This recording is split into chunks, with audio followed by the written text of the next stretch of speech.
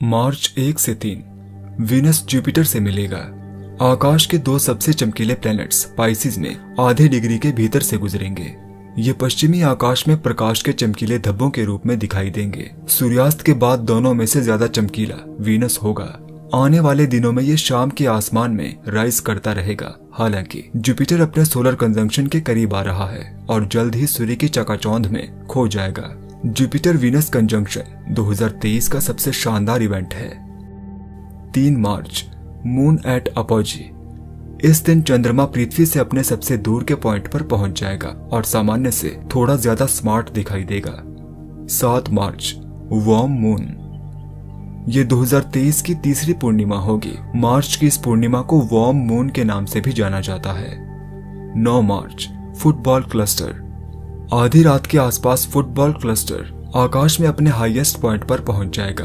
इसे cornea constellation में पूरी तरह से अंधेरे आसमान के नीचे नग्न आंखों से देखा जा सकता है, जिसे विशिंग वेल क्लस्टर के नाम से भी जाना जाता है। इसे साउदर्न हेमिस्फीयर में सबसे अच्छी तरह से देखा जा सकता है। 14 मार्च नॉर्मिड मीटियोर शावर। जनवरी में पहली क्वाड्रेंटेड के बाद अब मार्च में नॉर्मिड उल्का बौछार अपने चरम पर होगी। इस बौछार में 6 उल्काएं प्रति घंटे की दर से गिरेंगी। इस उल्का बौछार को देखने का समय मॉर्निंग ट्विलाइट से ठीक पहले का है। 15 मार्च नेपच्यून एट सोलर कंजंक्शन। इस दिन नेपच्यून पृथ्वी से अपने सबसे दूर के पॉइंट पर पहुंच जाएगा।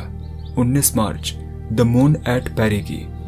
इस दिन चंद्रमा पृथ्वी से अपने क्लोजेस्ट पॉइंट पर पहुंच जाएगा और सामान्य से थोड़ा बड़ा दिखाई देगा। 20 मार्च द स्प्रिंग इक्विनॉक्स। 2023 में पहली बार सूर्य भूमध्य रेखा पर सीधा चमकेगा। ये नॉर्थ में वसंत और दक्षिण में शरद ऋतु का पहला दिन है। इसके बाद से नॉर्थ में दिन और साउथ में रात की तुलना में दिन लंबे होने लगेंगे। 21 मार्च न्यू मून। 21 मार्च की अंधेरी रात में स्टार क्लस्टर्स, नेबुले और आकाशगंगाओं जैसे धुंधले ऑब्जेक्ट्स को देखने का एक सुनहरा अवसर होगा। 24 मार्च मून जुपिटर वीनस। 24 मार्च को एक दिन पुराना चंद्रमा शाम के समय आकाश में वीनस और जुपिटर के करीब से गुजरेगा। क्योंकि चंद्रमा एक दिन का होगा, आपको इसे वेस्ट में सूर्यास्त के तुरंत बाद देखना होगा। 24 मार्च lunar occultation of Venus.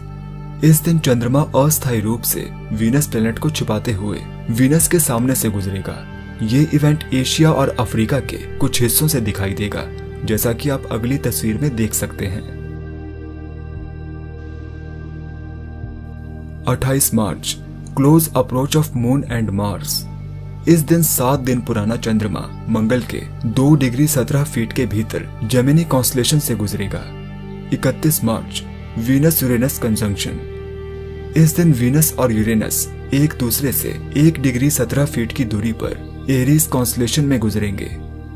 Uranus को केवल टेलीस्कोप की एक जोड़ी के माध्यम से ही देखा जा सकेगा।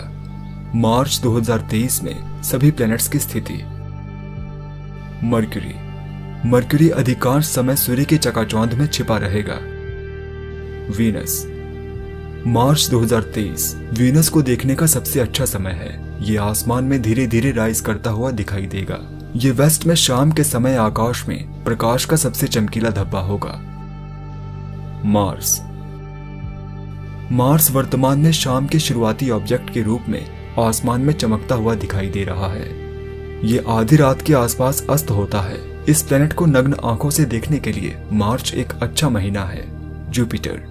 जुपिटर वीनस के साथ वेस्ट में शाम के आकाश में दिखाई देगा। इसे देखने के लिए मार्च एक अच्छा महीना है। सैटर्न। सैटर्न इस समय सूर्य के पीछे से गुजर रहा है और इस महीने सूर्य की चकाचौंध में छिपा रहेगा। यूरेनस। यूरेनस को पश्चिम में शाम के आकाश में वीनस के करीब देखा जा सकता है। नेपच्यून। नेपच्यून मार्च में सूर्य के पीछे से गुजरेगा और इसलिए इसकी चकाचौंध में इनविजिबल रहेगा।